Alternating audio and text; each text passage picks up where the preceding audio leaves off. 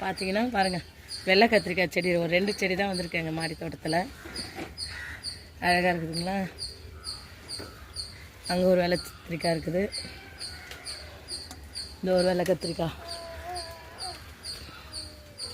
அந்த சைடில் பார்த்தீங்கன்னா நல்லா வெள்ளை நல்லா இது பாருங்கள், 2 கத்திரிக்காய் இருக்குது பாருங்கள், வெள்ளைக்காய்.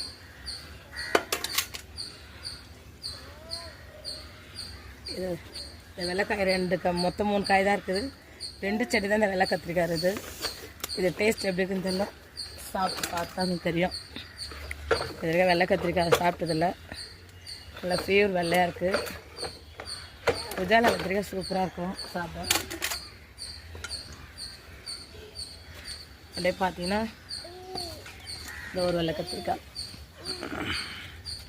இது 2 மொத்தம் 3 காய் காய்ச்சிது. 2 காய் அறுவடையில் அறுத்துட்டேன்.